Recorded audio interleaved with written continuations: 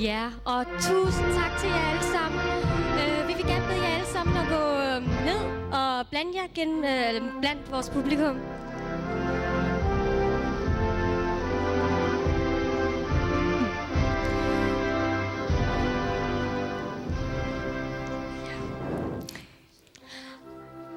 Ja. Nu vil Kalla og Jiva give et velkomstkrans til Benny Andersen og Elisabeth hans Emmer. kone, Elisabeth Emmer. Men Jenny, jeg troede faktisk kun, at det var på Hawaii, at man gav folk blomsterkranse. Nej, det er det ikke. Ifølge Tamils kultur, så er det egentlig en tradition, eller er det normalt, at man giver en blomsterkrans til vores æresgæster. Det er en stor ære at modtage den. Okay. Ja, men altså, hvad kan man sige? Man lærer jo noget nyt hver dag. Det gør man, helt klart.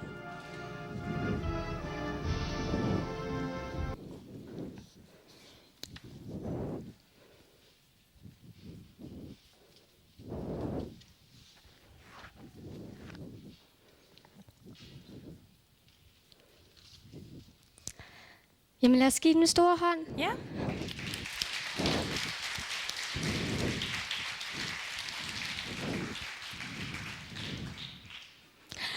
Ja, Rikke. Man kan sige velkommen på mange måder. Man kan sige velkommen ved at give et kram. Man kan sige velkommen ved at give et håndtryk. Men man kan ikke sige man har aldrig givet velkommen ved at med en dans. Så jeg synes, at vi nu skal sige velkommen med en dans. Og vi giver scenen nu til Janisa Peter Gomez.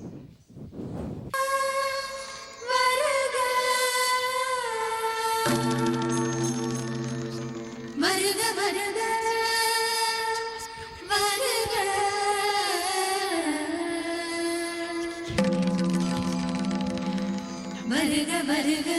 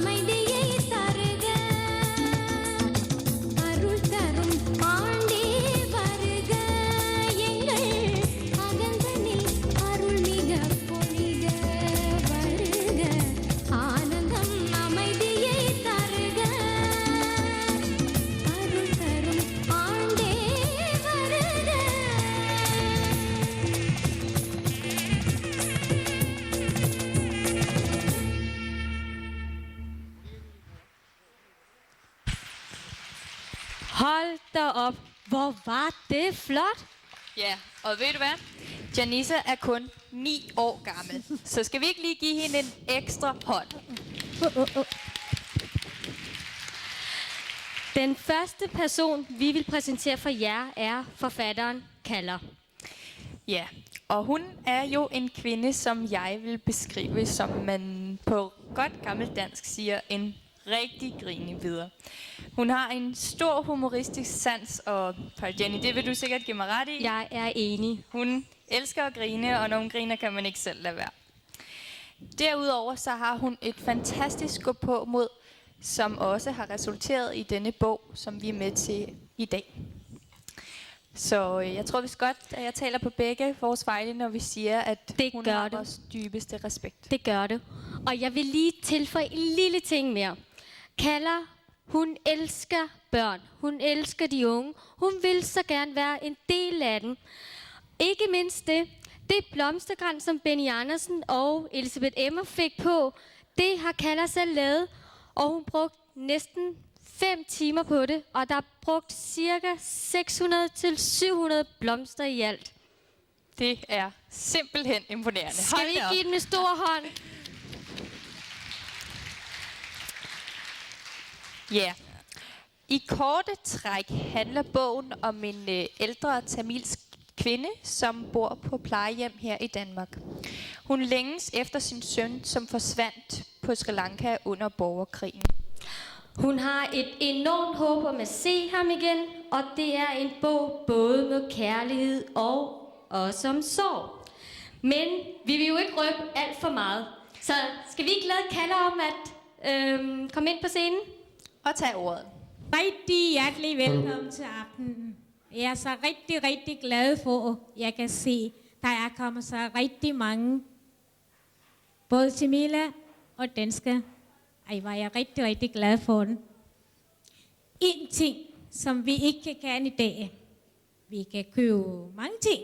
Vi kan købe biler, vi kan købe hus, og vi kan få alt. Men der er en fælles ting, som vi ikke kan i dag.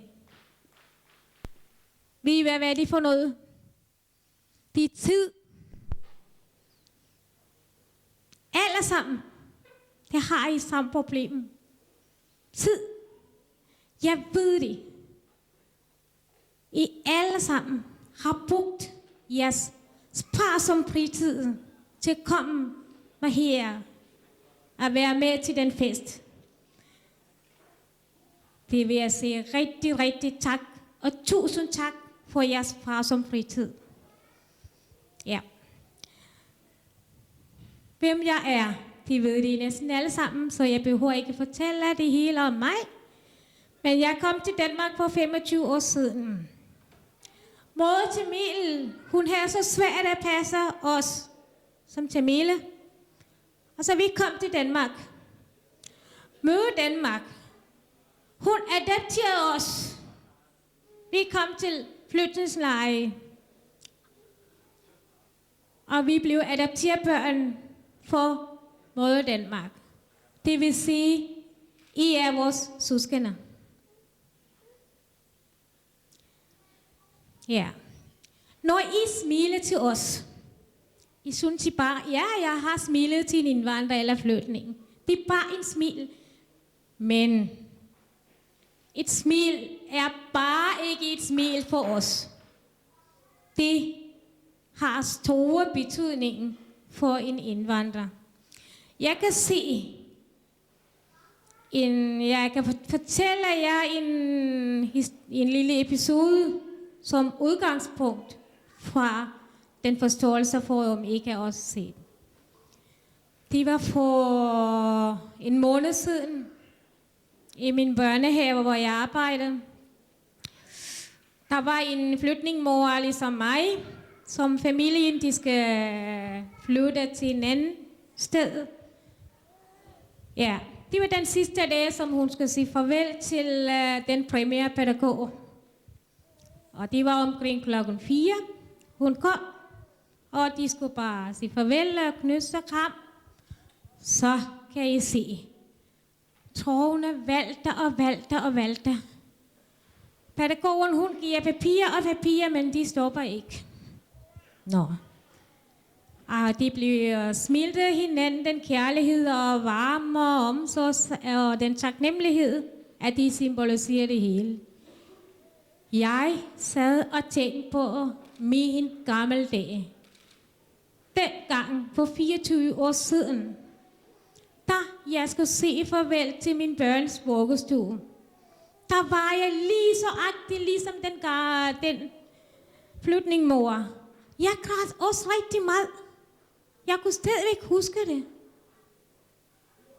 Hvad betyder det? Det er bare ikke en smil. Det er bare ikke en hjælp, I laver. Det har så stor betydning for flytning og indvandrere, når vi kommer til et andet land.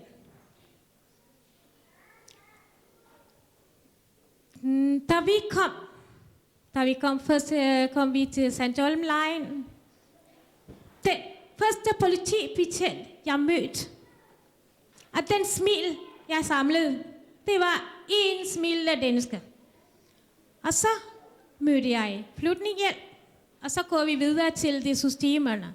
Så kommer man til flytninghjælp, og så kommer man til sprogskole, og så sportsskolelærerne, og sygeplejersker på Rødt Cross-centre, og så skolelærerne, og min seminarielærer, og min gamle arbejdskollegier, og ledere, og folk på gaden, og vores naboer. Alle deres smil har haft stor betydning for vores liv i Danmark. Det vil sige, hele vejen, jeg samlede, jeg kunne se en smil af dansker, der var 2 smil af dansker, og 3 smil af dansker, 4 smil af dansker. Nu kan jeg sige, jeg kan ikke tælle nu, hvor mange smil af dansker. Jeg var så rigtig, rigtig glad for at se jeres smilende ansigt. Jeres smilende ansigt vil jeg lige takke. Det er rigtigt. Ved I hvad? Derfor har jeg tilegnet min bog til vores danske søskende, til danske befolkning, til moder Danmarks kære børn.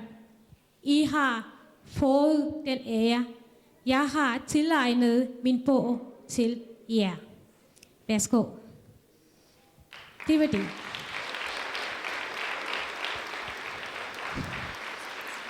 Ja. Nu, det vil sige, som jeg har sagt, nu har jeg samlet en smilende dansker og 2 smilende dansker. Der er kommet mange smilende dansker. Nu skal vi se. Der sker der noget. Hvad sker der nu? Der sker der noget kulturmøde. Når vi er sammen. Jeg kan også se hver gang, når vi har givet invitation til jer, der kom der mange spørgsmål til fra vores kære danskere. Og hvad gør vi det? Skal vi gøre sådan? Skal vi gøre sådan? Er det okay, der kommer mange kære vores søskende? Når vi er sammen, I behøver ikke tænke på, at de er så normalt. Det kan også være, at tamilerne har det også sådan, at man bliver lidt forvirret om, gør vi rigtigt, eller gør vi forkert, eller om de var rigtigt, eller de forkert. Man har de der kulturelle, lidt, hvad man kan sige, sådan noget forvirring. I taler tamilsk, altså vi taler tamilsk, og I taler dansk. Men vi alle sammen kan tale et sprog, det der er kærlighedssprog. Så tror jeg nok, alle kan vi forstå hinanden. Og vi behøver ikke nedtårne hinandens kulturer. Danske kulturer, og I skal være stolte af jeres kulturer, og vi skal være stolte af vores kulturer. Og samtidig, det er da også vigtigt, den identitet som tamiler. Hvis jeg er en god tamiler, så kan jeg også være en god dansker. Omvendt, når I er som god dansker, så kan I også være et god tamile. Ja. Det håber jeg på, at vi kan fortsætte på den måde. Ja. Det var det. Det var den anden ting, vi også deler om jer. Min bogs udgivelse. Som man plejer at sige, at Rom er ikke bygget på en dag. Sådan er det også min bog. Den har haft rigtig lang rejse. Ja. Jeg kan ikke huske det for 5 år siden, da jeg sad i butikken, da jeg skulle skrive første afsnit af bogen. Der kom der en dame. Hun plejer at købe så mange oblader, og hun bruger mange penge til obladerne.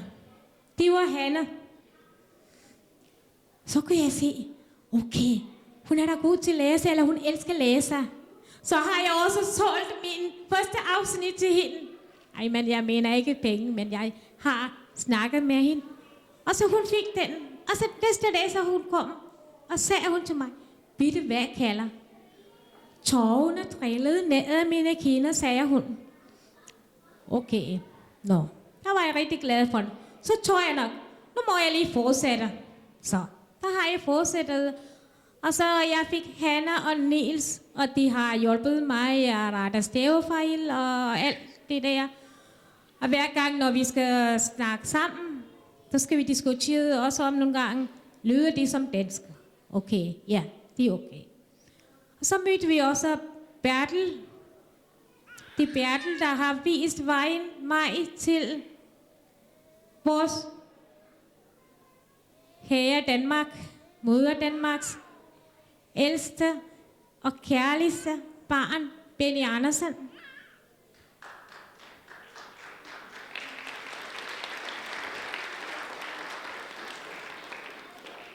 Jeg kan ikke sige Bertel, jeg ved ikke, hvad der sker med ham.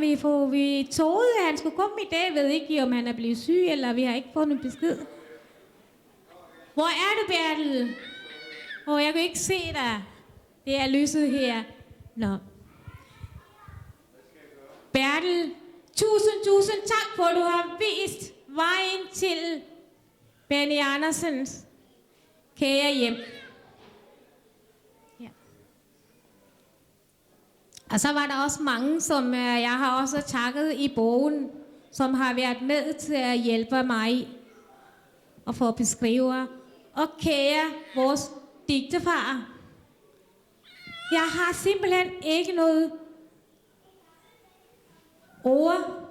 Jeg har svært ved at sætte ord på alle jeres navn. Alle har stor betydning på det. Vores venner, dem som har lavet mad. Og så nogle venner, dem som har lavet forskellige kager og sudretter og småretter og sådan noget. Dem begynder at sige tak til alle sammen. Tusind tak for jer alle sammen. Ja. Der var også en ting, som jeg kan ikke sige, men jeg bliver nødt til at sige tak. Min kære mand, Jiva. Tusind tak. Ja.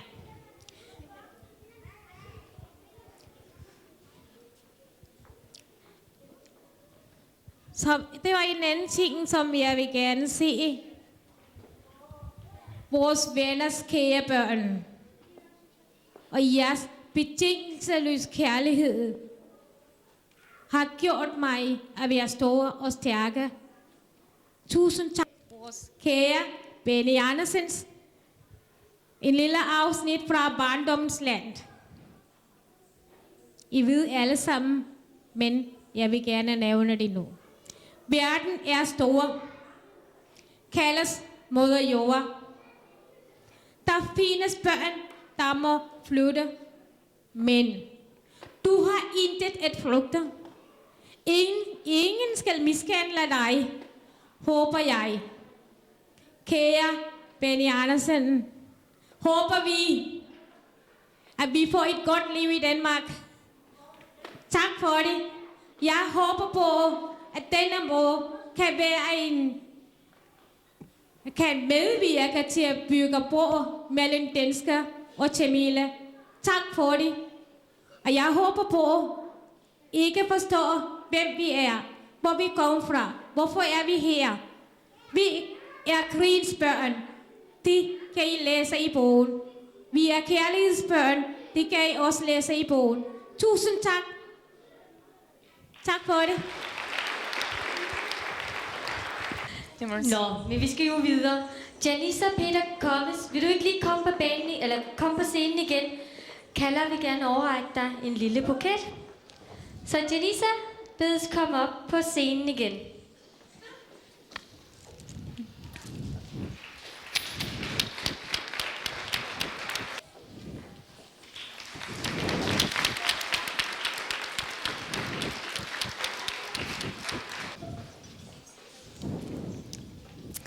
Og så skal vi lige sige til alle danserne, som er ude bagved, at de lige skal stille sig klar alle sammen.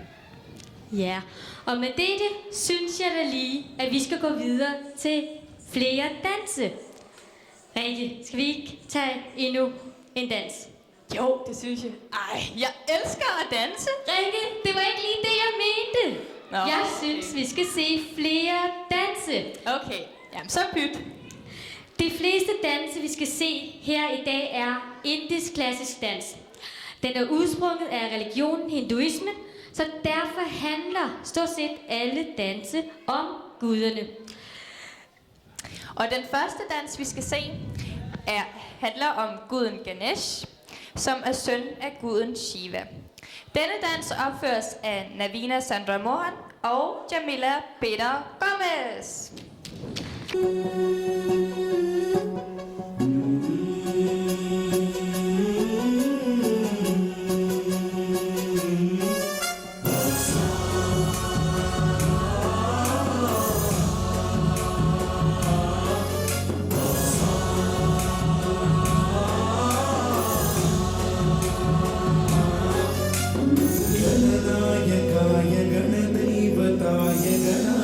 क्षाय धीमहि गुणशरीराय गुणमण्डिताय गुणेशानाय धीमहि गुणातीताय गुणाधीशाय गुणप्रविष्टाय धीमहि एकदन्ताय वक्रतुण्डाय गौरीतनयाय धीमहि गजेशानाय भालचन्द्राय श्रीगणेशाय धीमहि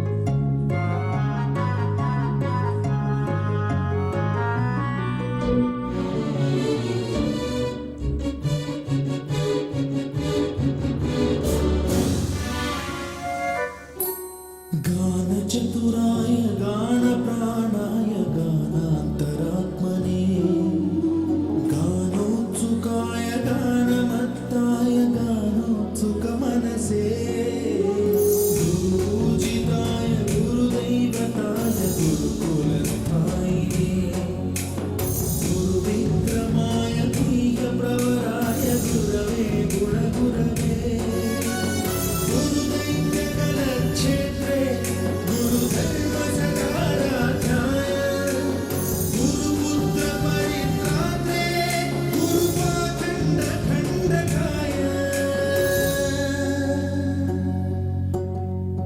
गीतसाराय गीततत्त्वाय गीतगोत्राय धीमहि गूढगुल्फाय गन्धवत्ताय गोजयप्रदाय धीमहि गुणातीताय गुणाधीशाय गुणप्रविष्टाय धीमहि एकदन्ताय वक्रतुण्डाय गौरीतनयाय धीमहि गजेशानाय भालचन्द्राय श्रीगणेशाय धीमहि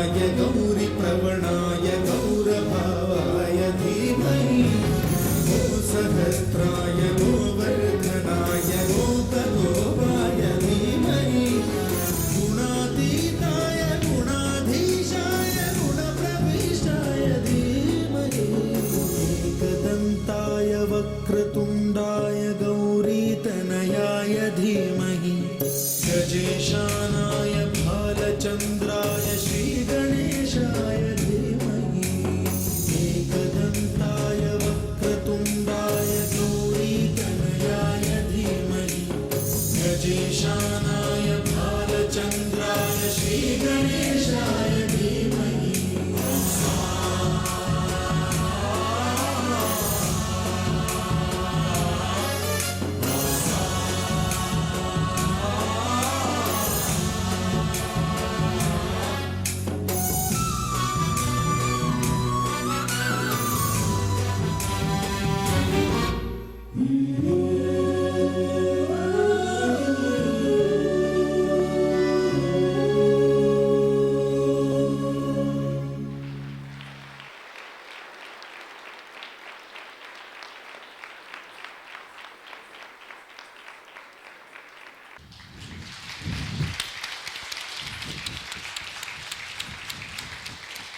Jenny, mens vi så den her dans. Ja. Ganesh er jo den gud, der er halvt elefant, halvt menneske.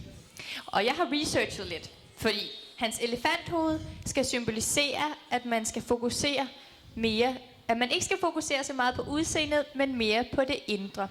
Og det synes jeg er en ret smuk pointe. Og det er korrekt. Og ved du hvad, det er også en tradition, at man tilbeder Ganesh som det første, før et show eller et fest eller noget andet går i gang. Så det kan man jo sige, at vi helt klart har gjort her. Den næste dans, vi skal se, handler om guden Shiva. Shiva er danseguden inden for hinduismen og står for alverdens bevægelser og danse. Og dette lille move, som Jenny laver, er et af de træk, som han er særlig kendt for. Ja, og der er faktisk en gammel myte, som fortæller, at Shiva og hans kone Sakti havde gang i en dansekonkurrence, hvor hans kone var tæt på at vinde. Men så laver Shiva et dansemove, hvor han løfter det ene ben helt op i vejret. I kan nok forestille jer, hvad hans kone Sakti så, og hun blev derfor meget genert. Og dermed vandt Shiva konkurrencen.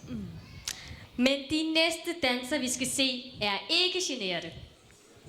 Så giv en stor hånd til Danusha Analingam Og Claudia Muraliswaran.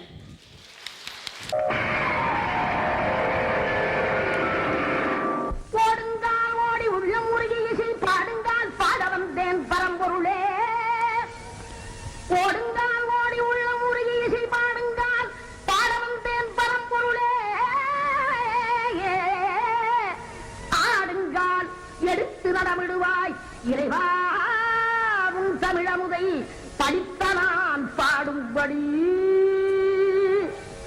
உன் தமிழமுதை படித்த நான் பாடும்படி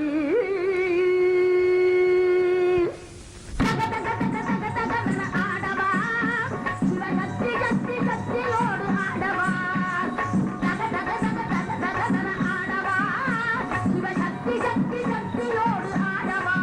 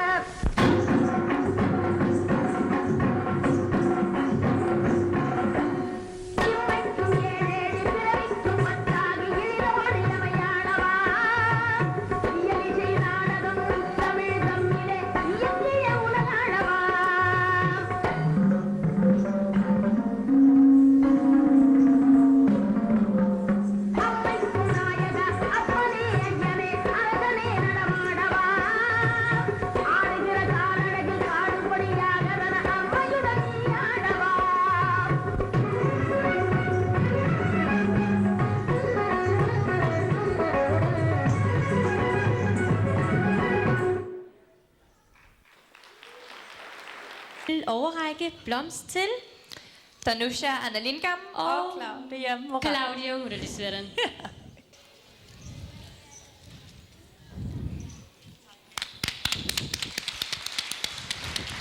Til selve bogudgivelse.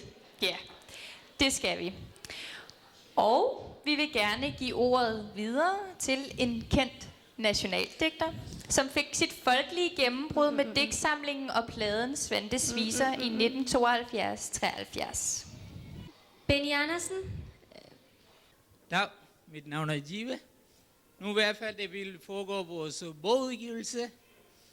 Og den måde, vi vil gå det, at Kalla vil aflevere sin bog til vores ærgæst Benny Andersen.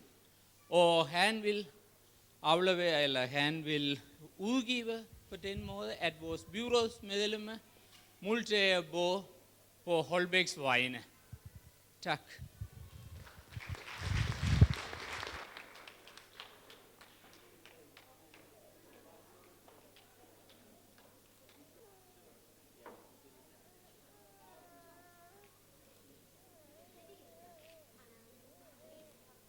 Ja, og nu vil vi gerne give ordet videre til Benny Andersen.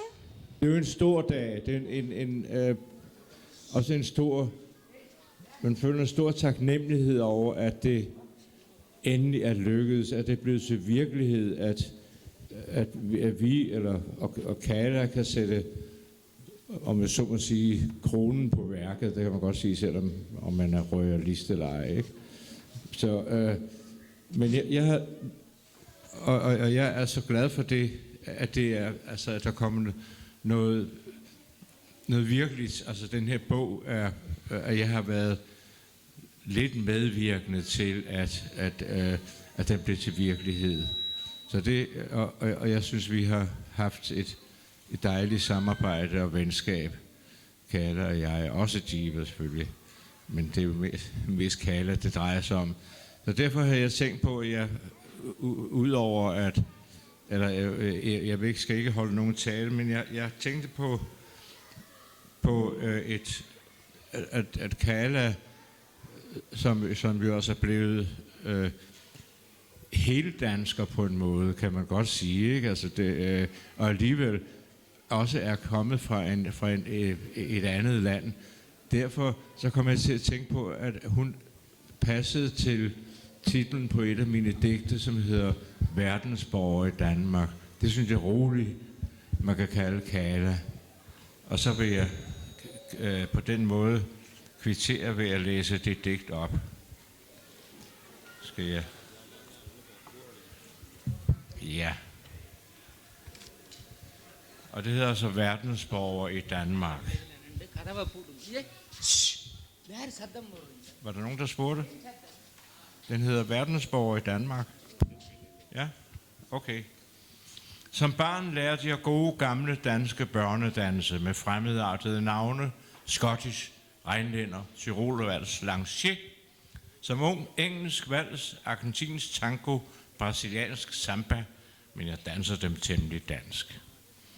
Jeg blev konfirmeret i en religion, der stammer fra Mellemøsten, voksede op med H.C. Andersens eventyr, såvel som med Grimms og 1001 nat, Aladdins vidunderlige lampe, det flyvende tæppe, Sindbad søfareren, Alibaba og de 40-20 røvere. Sesam, sesam, luk dig op. Da jeg skrev mine første kærlighedsbreve, ristede jeg aldrig runer, som de gamle nordboere. Faktisk er jeg ret sløj til runer. Jeg brugte latinske bogstaver, og dem kunne hun godt forstå. Jeg drikker java-kaffe og Ceylon-te, fransk rødvin, spansk sherry, skotsk whisky, vestindisk rom, russisk vodka, men uanset hvor meget jeg drikker, sejler jeg op ad åen på dansk. Og sproget, jeg synger og taler, er vævet sammen af ord fra hele verden. Ikke bare fra tysk, engelsk og fransk, men hør mit grønlandske, anorak, kajak, tubilak, tyrkisk, yoghurt, kiosk, finsk, sauna, arabisk, almanak, kaffe, kinesisk te, mexikansk tomat, australsk boomerang, kænguru, sydafrikansk apartheid. Jeg kunne blive ved, så det gør jeg. Japansk kimono, karate, malaisk bambus, Asie, indisk bunkerlov, pyjamas. Jeg kan dem udenad i søvne, over for hele den kværnende klode, mødes i min mageløse mund, og for hver gang jeg udtaler dem, lyder de mere og mere som danske. Min skjorte er indisk, min sko italienske, min bil japansk, mit ur fra Schweiz eller Hongkong. Men midt i det hele er jeg så pæredansk, at verden samles i mig og bliver godt rystet sammen. Sesam, sesam, luk dig op. Eller er det mig, der er sesam? I hvert fald vil jeg lukke mig op. På samme måde som du har lukket dig op, Kata.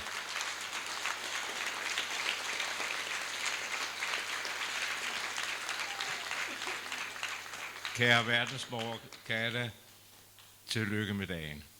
Og med alle de følgende dage. Tak skal du have. I Holbæk Kommune, Signe Ærholm. Jeg har tit tænkt på, om andre, ligesom jeg, skriver mor med stort M. Og nu har jeg fået det spørgsmål besvaret. Og i Kærlig hilsen mor finder vi også en stor del af forklaringen på, hvorfor. For mor er noget ganske særligt. Mor er noget helt specielt. Både at blive mor, at være mor og at have sin egen mor er ubeskrivelige værdifulde gaver.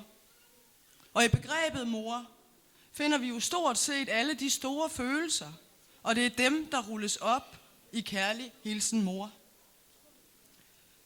Fortælleren tager os med helt ind under huden og dybt ind i hjertets afkroge, hvor krybende angst, brændende kærlighed, troen på livet og frygten for døden lever og bor.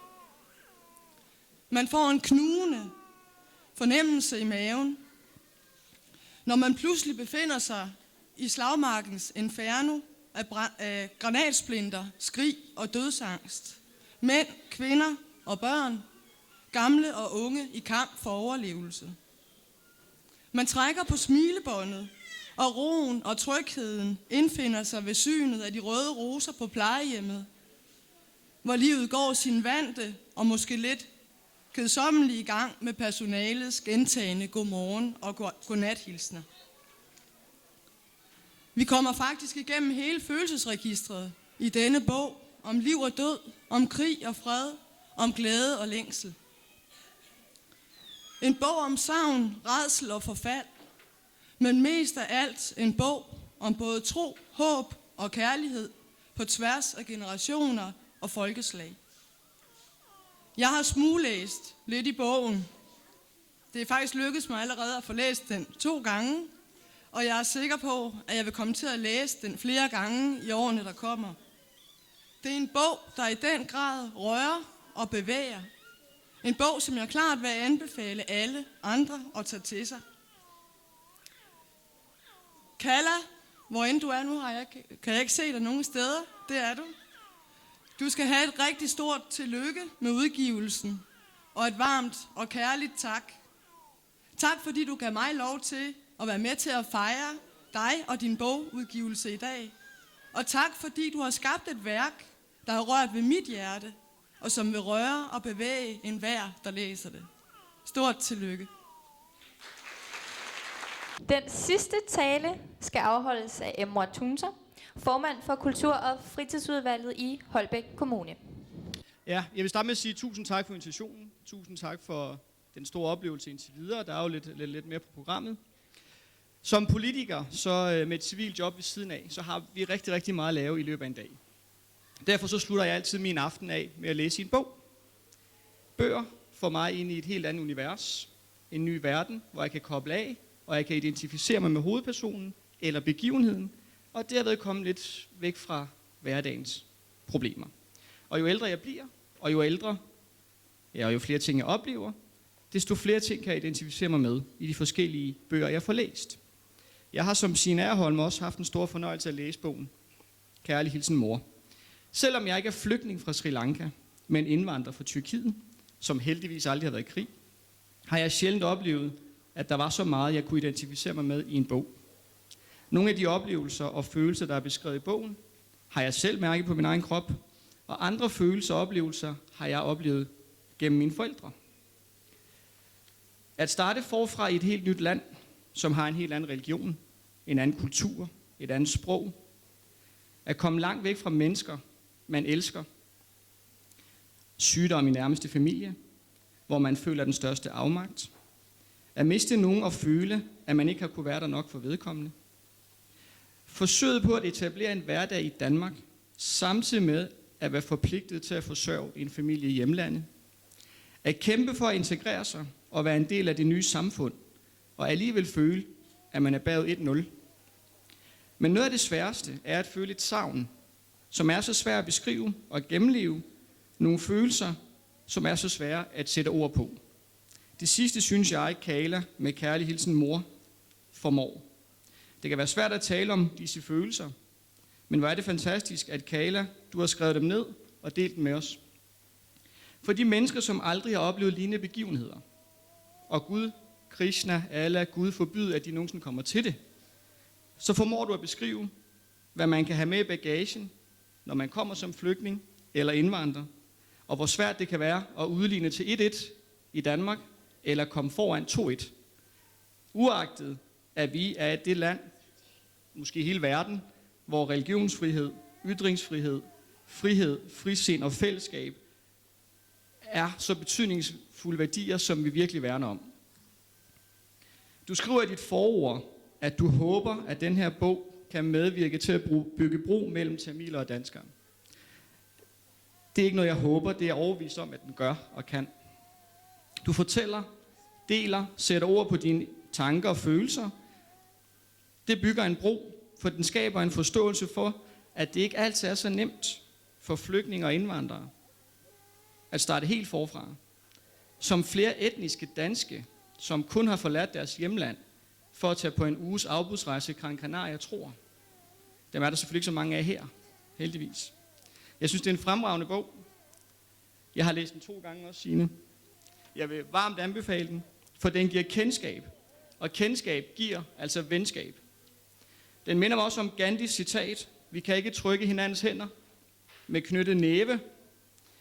Og jeg håber, at vi på sigt kan få flere af de unge tamiler eller tyrkere til at sætte ord på deres oplevelse og deres liv i Danmark. Så lad os lære mere om hinanden, og lad os nedbryde fordomme, som vi hver især har, for kendskab giver venskab. Tak for bogen, og tillykke med den.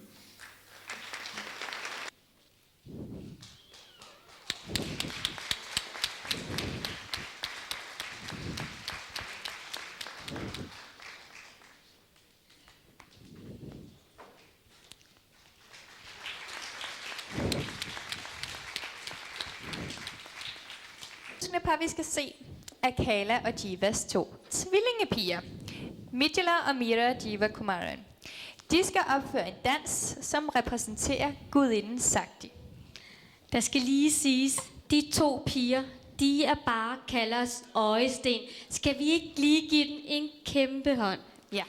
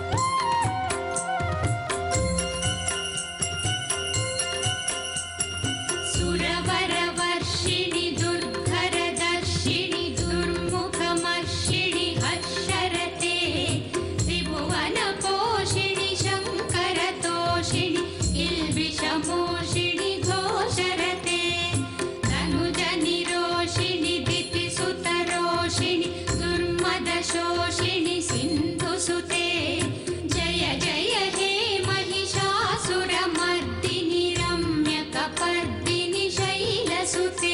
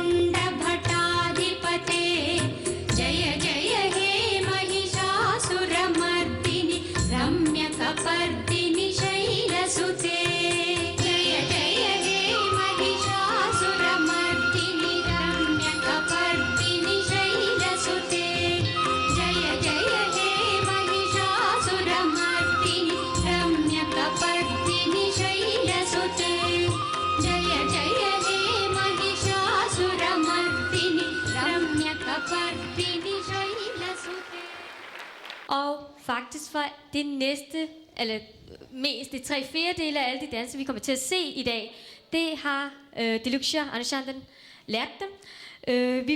Hun er fra Malmø og kommer hver søndag og træner dem. Så jeg synes bare, vi skal få hende herop på scenen, ja, og give hende en stor hånd.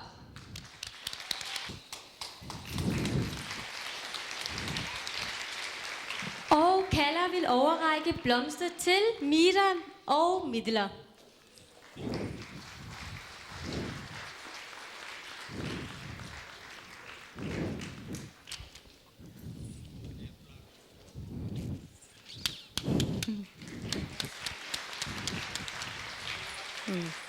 Det her i dag er Saini og Bivisni Amidanandan. Og de vil gerne opføre en dans, der repræsenterer guden Shivas ildre temperament.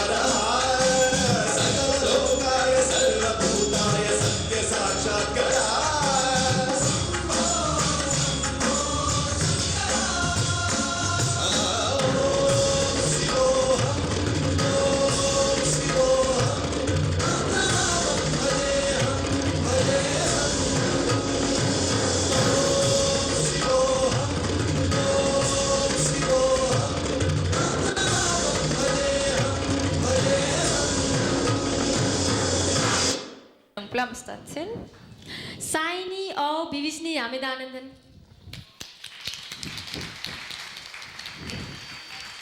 Og tak til jer. Så skal vi videre til nogle flere taler. Og vi skal have Jens Aagaard Hansen herop ved talerstolen. Og det samme skal Hanne Lindgaard Jensen. Og den første, der får ordet, er en mand, som er antropolog og læge. Og han har faktisk skrevet en medicinsk ordbog sammen med Kalas mand Jiva. Og han har også skrevet forord til bogen, som lyder således. Da jeg læste dette digt, følte jeg til tider, at jeg kiggede ind i kroge af et menneskes sjæl. Hvor jeg ikke helt havde lov til at komme, det var for privat og grænseoverskridende.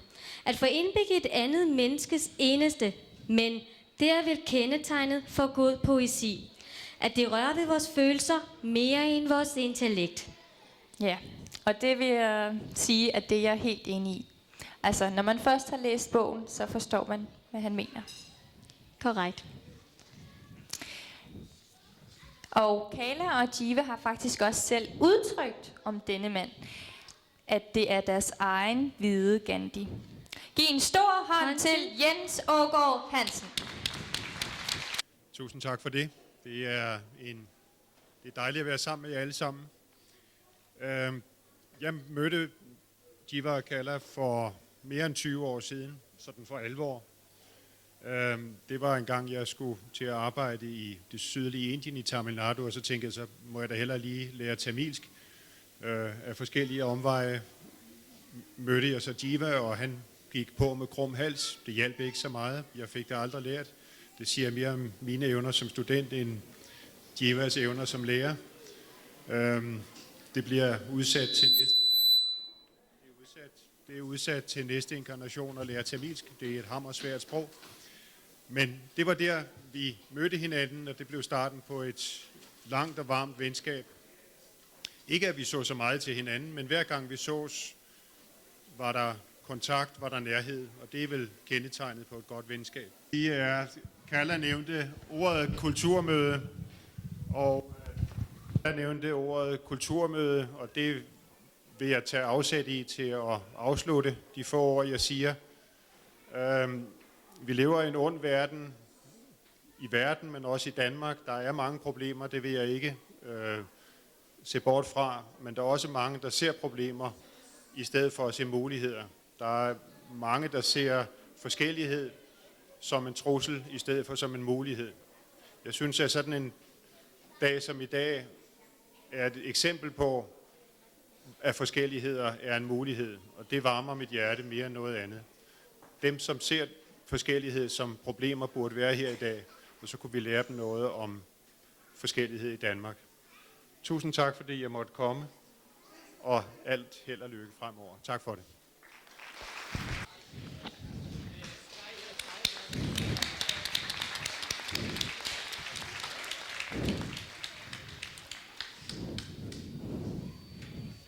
Er en kvinde, som har læst korrektur på bogen, og hun er forhåndværende fængselsbetjent og har været en stor støtte for Kala. Velkommen til Hanne Lindgaard Jensen. Dronning Margrethe, som netop her i januar 2012 har fejret sit 40 års regentjubilæum, berørte dronning Margrethe, som netop her i januar 2012 har fejret sit 40 års regentjubilæum, berørte noget meget vigtigt i hendes tale til et ungt brudepar. Det var den 18. november 1995, da prins Joachim indgik ægteskab med prinsesse Alexandra. Jeg blev mærke i, at dronningen opfordrede det unge par til at stoppe lidt op hver dag for at lytte efter, om de kunne høre livets treklang. Den, der klinger dig, mig og vi to. Den skal understrege vigtigheden af at lave både plads og råderum til ægtefællens og egne interesser og ønsker. Men også det at tage hinanden i hånden og i fællesskab udvikle sig i takt med de muligheder og udfordringer, livet har at byde på. Livets lille treklang har mange ansigter, for den relaterer sig også uden for ægteskabet. For eksempel møder vi den på jobbet, i sportsklubben, i foreningslivet og i vores daglige færden, hvor vi også møder fremmede kulturer. I midten af 90'erne kom vores yngste datter til at gå i skole med de tamilske tvillinger Mitala og Mira Jivakumuran, som vi netop har set danse så pragtfuldt for os. En dag i bussen på vej hjem fra skole opstår der fra danske kammeraters side en nysgerrighed omkring deres sprog. Nysgerrigheden blev hjælpsomt imødekommet af tvillingerne, der utrætteligt besvarede, hvad forskellige gloser hedder på netop deres sprog. Pigerne blev grebet af denne ordleg i en grad, så bussens øvrige passagerer begyndte gemytligt at puffe til hinanden med albuerne, mens man med et lunt glimt i øjnene morede sig over pigernes leg i et sammensmeltet fællesskab. Hvad var nu lige det, der skete her? Det er tid til at stoppe op og lytte efter. Den er god nok. Der var en mere med bussen den dag. Det var en blind passager, for den havde hverken billet eller månedskort. Det var livets lille treklang. Nu klingede den bare tamilske piger, danske piger, fælles glæde og morskab. Mødet med Mitala og Mira blev kimen til et varmt og ubrydeligt venskab med både dem og deres forældre. For eksempel glemmer jeg aldrig min 50-års fødselsdag. I en ruf havde Mitala og Mira klædt om til deres farvestrålende dansetøj, hvorefter de sprang ud på græsplænen og dansede helt fantastisk flot for mig og mine øvrige gæster. Det tales der stadig om. Jeg har altid haft en nysgerrighed omkring mine medmennesker. Når jeg færdes i byens hektiske gadevrimmel, så ser jeg 3 grupper af medborgere. Nogle få stopper op for at snakke med en forbipasserende, de kender. Lidt flere hilser kort, inden de halser videre. Og endelig ser jeg desværre alt for mange, der stresser afsted. De er så optaget af at nå det, de skal, at de ikke registrerer folk omkring sig. I al denne vrimmel møder vi selvfølgelig også fremmede kulturer. Det er måske nok her, min nysgerrighed skærpes yderligere, da deres baggrund er meget anderledes end vores egen. For hvad er det lige, de har med i bagagen? Bagagen er måske den værst tænkelige gru og de værst tænkelige rædsler, man var nødt til at pakke ned og tage med i en lille rød kuffert til Danmark. Og her er det altså ikke tilfældigt, at jeg nævner en lille rød kuffert.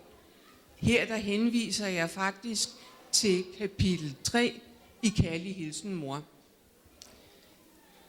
Jeg havde derfor ingen betænkeligheder, da jeg blev spurgt, om jeg ville læse korrektur og hjælpe med formuleringer omkring Kærlig hilsen mor. Forespørgselen kom fra Kalaniti Jivakumaran.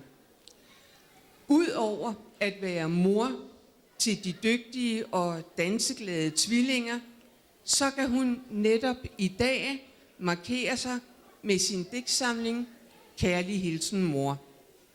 Hun nedsatte et team, da hun vidste, at det blev en lang og hård proces. Hun nærede et ønske om, at hendes baggrund måtte skabe en interesse og forståelse i hendes nye land. Det, man har med sig i bagagen, føles som en ekstra tung byrde, når man havner i et fremmed land, uden nogen at dele den med. Vi har både grint og grædt os gennem processen, og vi har udviklet os sammen. Jeg har aldrig mødt en kvinde med så stor karisma og livsklogskab som Kallas. Til min store glæde hører Kalla til de åndsfæller, der både kan høre og forstå livets treklang. Jeg er meget stærkt knyttet til Sverige, og en af mine svenske veninder medsendte et digt i et af hendes breve. Det gjorde indtryk på mig, da jeg modtog det, mens vi arbejdede med digtsamlingen. Dette sammenfald lod mig forstå, at livets lille treklang også havde gjort sit indtog i digtsamlingen. Denne gang klingede den følelser, forståelse og accept. Det er desværre ikke, på trods af min mands ihærdige research, lykkedes os at finde frem til, hvem den svenske digter er. Så det må stå hen i det uvisse. Jeg modtog selvfølgelig digtet på svensk, men jeg har oversat det og har tillempet digtet det danske sprog. Og det kommer her. Føler du dig trist? Føler du dig grå? Så gå til en ven, som kan forstå. Tal om din smerte og tal om din gråd. Bryd dig ikke om tårerne, som gør dig våd. Mød din rædsel her og nu. Bekæmp den og se dig selv, lille du. Se dig selv som den du er.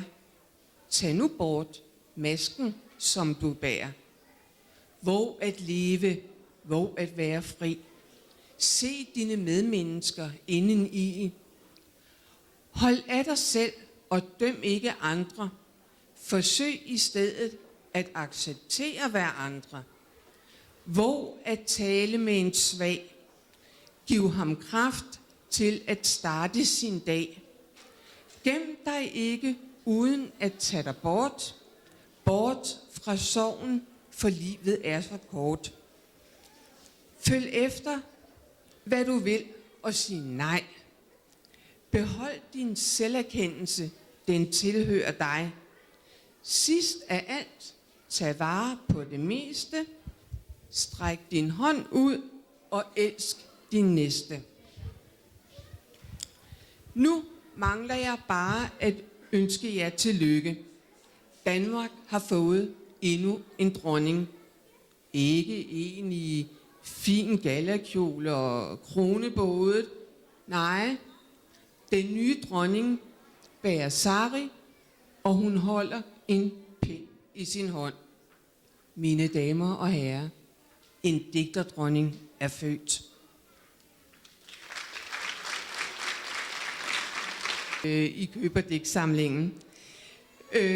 Jeg håber af hele mit hjerte, at livets lille treklang altid må følge jer. Det gør livet væsentligt meget nemmere. Alt, hvad der her er sagt i den dybeste respekt for det tamilske folk. Og samtidig er det sagt med en rigtig kærlig hilsen fra en anden mor. Tak for interessen, og fortsat god fest alle sammen. Tak skal I have.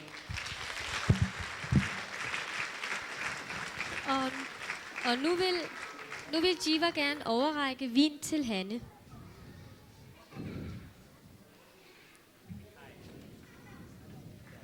Lad os lige give hende en stor hånd.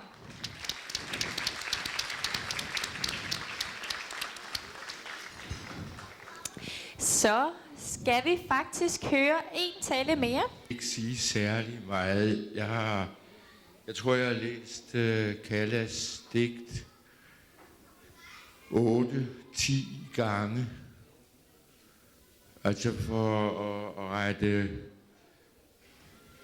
ord og formuleringer og prøve på ikke at ødelægge poesien, fordi at det måske hed noget andet på det dansk, jeg lærte i skolen. Så derfor så vil jeg nøjes med, jeg synes, at fordi at Calla, hun har gennemført det værk, så vil jeg nøjes med at opfordre jer alle til at give hende et stort hurra. Calla, længe leve, og hendes bog med, og så hurra, hurra, hurra. Og så 3 gange til, fordi det her er ikke stærkt nok. Hurra, hurra, hurra. Og måske et langt hurra.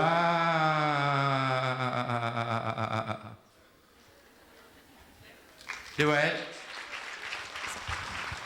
Og så vil Jiva også godt overrække Bertel Thorn Olsen noget vin. Lad os give ham en stor hånd. Mohan. Og denne dans er baseret på den indiske digter Bharadis digte.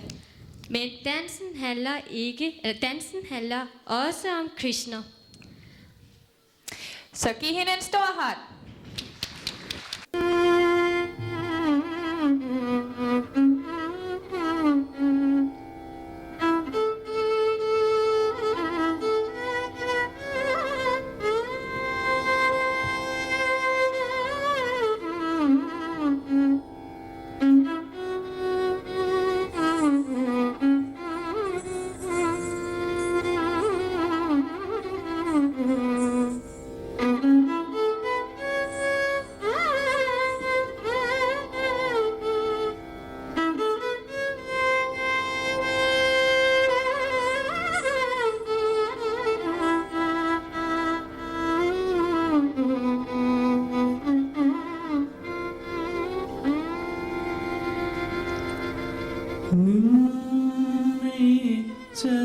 சரணடைந்தேன் கண்ணம்மா நின்னை சரணடைந்தேன் நின்னை சரணடைந்தேன் கண்ணம்மா நின்னை சரணடைந்தேன் நின்னை சரணடைந்தேன்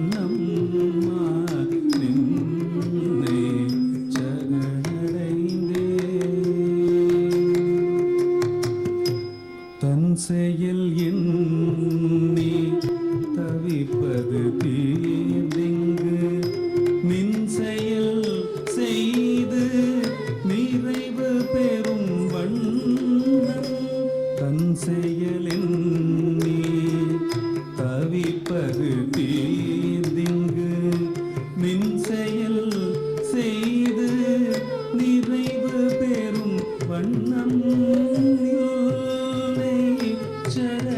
சரணடைந்தேன் கண்ணம்மா நின்னை சரணடைந்தேன் துன்பமினி இல்லை சோர்வில்லை சோர்வில்லை தோற்பில்லை நல்லது தீயது நாம் அறியோம் நாம் அறியோம் நாம் அறியோம் துன்பமினி இல்லை சோர்வில்லை சோர்வில்லை தோற்பில்லை நல்லது தீயது நாம் அறியோம் நாம் அறியோம் நாம் அறியோம் அன்பு நெறியில் அறங்கள் வளர்த்திட நல்லது நாட்டுக தீமையை ஓட்டுக அன்பு நெறியில் அறங்கள் வளர்த்திட நல்லது நாட்டுக தீமையை ஓட்டுக நின்னை சரணடைந்தேன் கண்ணம்மா நின்னை சரணடைந்தேன் நின்னை சரணடைந்தேன் கண்ணம்மா நின்னை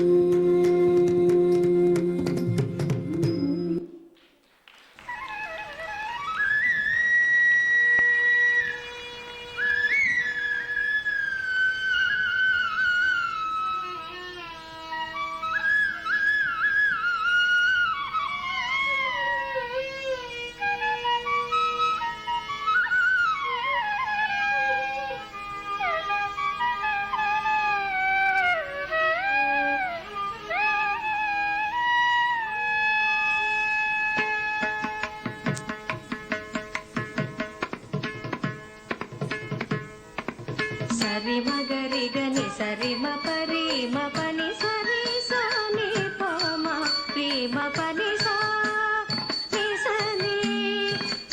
ని పని ప మ పని స సరి ని ద పద మ గరి గ స ని స మరి ని స మరి ప మ ని ప స கோவிந்தன் குழலோசை கேட்டு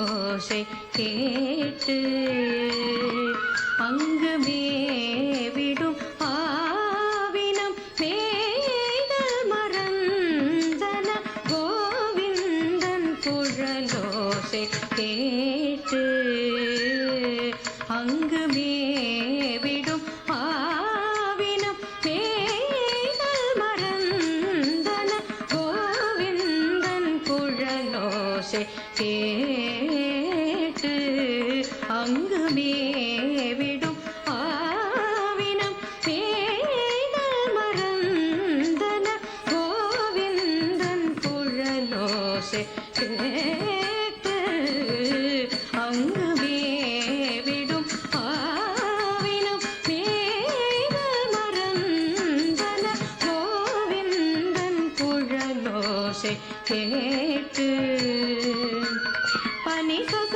கனி பப பச நினி நி பப ரி பனி பப ப மரி ச நி ச மரி ப மணி பச நி ச கூவிடும் பறவைகள்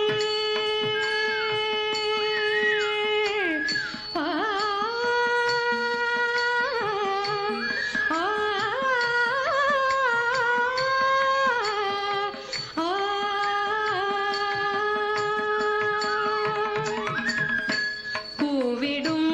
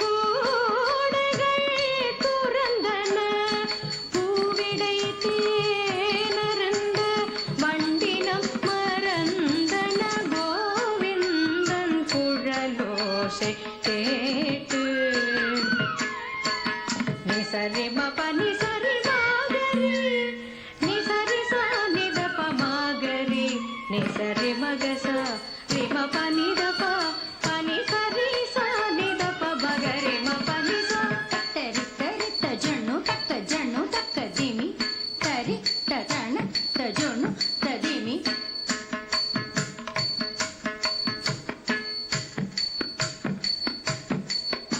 తరి తరి త జను తక్క దిమి తరిగడ తుంట మ పగ మరి స ని సరి ని పగ మద ని స ప మద ద ని ని స సరి గ గ మరి స ని ని స ప ని మ ప మ ని పగ మద ని స கட்டிள மங்கைய கண்ணன் குழல் கேட்டு மட்டிலா ஆனந்த கடலில் மூழ்கி கட்டிள மங்கைய கண்ணன் குழல் கேட்டு மட்டிலா ஆனந்த கடலில் மூழ்கி கண்ணனை கண்டு காதல் கொண்டு கண்ணனை கண்டு காதல் கொண்டு கண்ணா என்றே தேடி அலைந்தனர் கண்ணா என்றே தேடி அலைந்தனர் கண்ணாலின் குழலோசை கேட்டு பம பரி சனி சதா நிரி சனி பதா பதட நினி சரி சனி பத நி பம ப தக்க ஜனு தாம் சரி தக்க ஜனு தாம் சரி தக்க ஜனு தக்க தின் தின் தாம் தக்க தின் தின் தாம் தக்க தின் தின் சனி த மத மக சரி க சரி த சரி க மத ச தக்கிட்ட தாம் தக்கிட்ட தக்க சரி க தக்க தங்கிட தக்க தரிகிட தக்க திங்கிட தக்க தரிகிட தக்க தக்க தரிகிட தாம் ரி ரி சரி க ச சரி சரி நீ சரி சனி த ப ம பத நி ச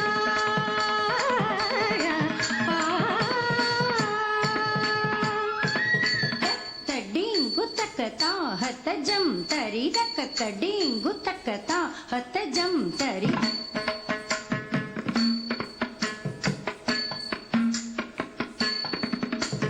தடிக்கு டிடிக்கு தா டிடிக்கு குத குக்கு தடிக்கு டிடிக்கு தா டிடிக்கு குத குக்கு தக்க தின்னம் தட்டிட தக்க ஜனக்கு குகு தட்டி குகு தட்டிட டின் டின் திமி தட்டிட து தட்டி தட்ட ஜம் நம் தட்டிட தஜம் நம் தட்டிட தக்க தஜம் நம் தட்டிட தஜம் நம் தட்டிட தக்க ஜனக்கு தக்க திமி தக்க தட்டிட தக்க தரிதோ தட்டிட தக்க தரிதோ தாம் தட்டிட தக்க தரிதோ சரி க பத சரி க ரி ரி சரி சரி சரி சகரி சரி சத பத பத க பத ரி க பத க சரி க ச பத ச ப சரி க பத ச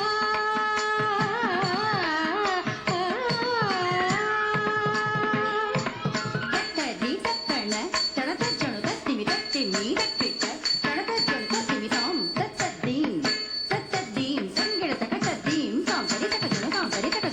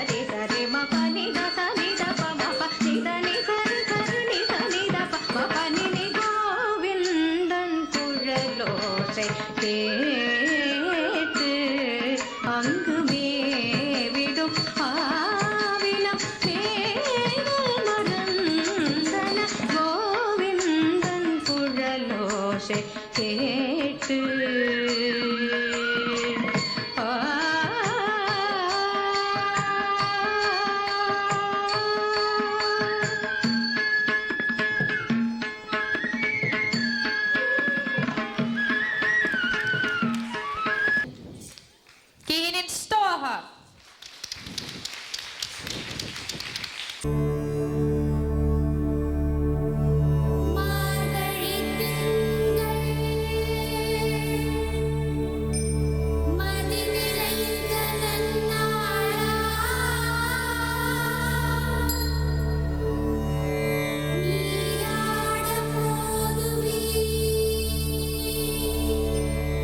போதுமினோ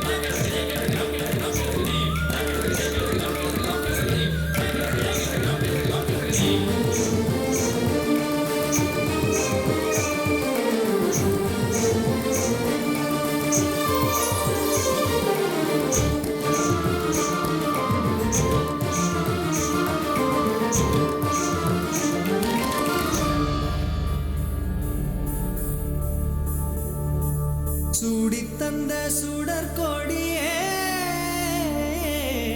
சோகத்தை நிறுத்தி விடு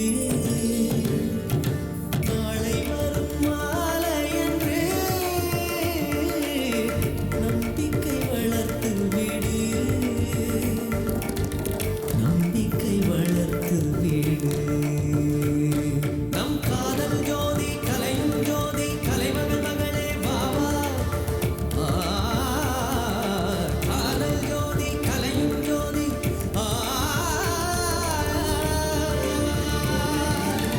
ஜோதி எப்படி ஜோதியை எனிக்கும் ஜோதி எப்படி ஜோதியை எனிக்கும் வா மார்கழி திங்கள் அல்லவா மதி கொஞ்சம் நாள் அல்லவா இது கண்ணன் வரும் பொழுதல்லவா மதி கொஞ்சம் நாள் அல்லவா இது கண்ணன் வரும்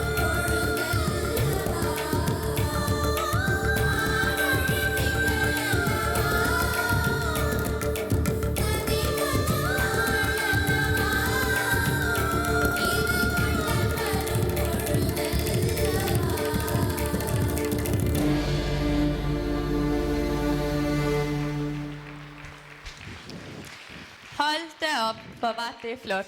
Synes du ikke, Jenny? Jo, det synes jeg da.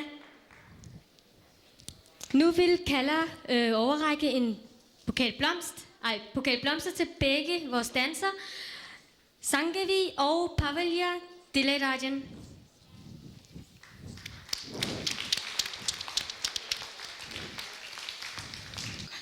Nu har vi hørt en masse taler, men vi har ikke hørt den unge generation af tamiler. Skal vi ikke give dem ordet, Rikke? Jo, det synes jeg bestemt, vi skal. De er stort set alle sammen født og opvokset i Danmark.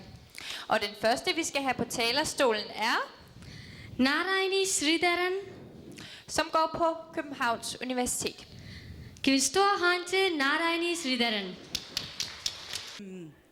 Først bare lige for, sådan, så folk ikke bliver forvirret, så bogens forfatter kalder jeg Kalla-Andi, bare sådan, så I ved det. Jeg vil gerne starte med at takke Kalla-Andi for at have inviteret mig til talerstolen her i dag.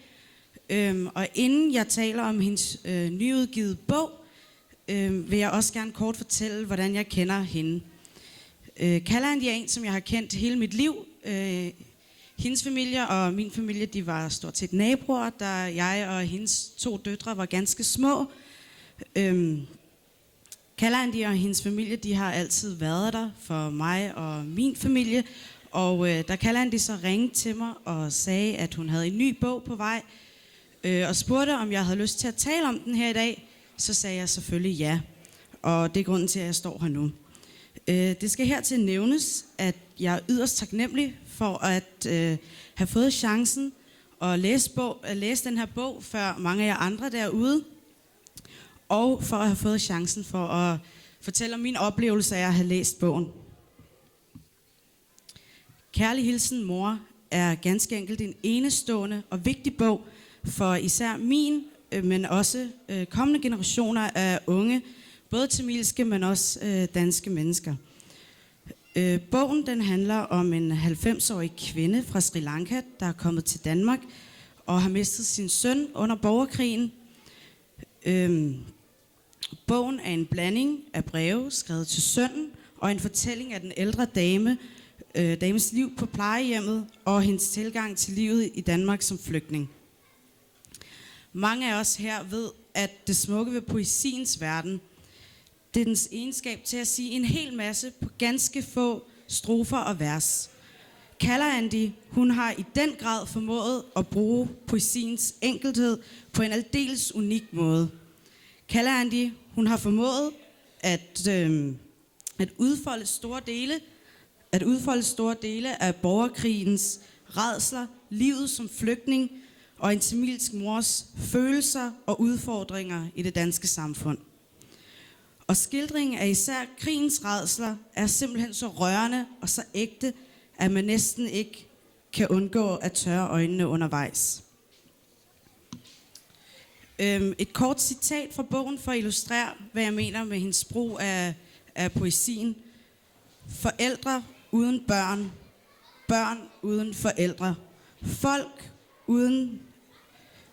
uden hjem, vi havde intet tilbage, kun et ekko af skrigene. De skrig kan jeg huske, kan jeg høre, stadig høre. Så enkelt skrevet, og alligevel så kan man høre skrigene og mærke smerten fra den gamle mor. På den måde er Kærlig hilsen mor fyldt med skrækindjagende og smertefyldte beskrivelser fra krigen i Sri Lanka. Jeg kan kun varmt anbefale bogen til alle unge tamilere, der på mange måder føler sig distanceret fra krigen og smerten, som har præget vores land og stadig gør det den dag i dag. Så til jer unge medmennesker, der sidder derude i dag, er mit budskab helt klart: læs den og føl vores folks tragiske fortid og dens komplicerede nutid. Med håb om en lysere fremtid vil jeg takke for jeres opmærksomhed og takke Kalaalandi endnu en gang for at have givet os denne bog og forhåbentlig mange flere bøger i fremtiden, og selvfølgelig et stort tillykke til hende. Tusind tak skal I have.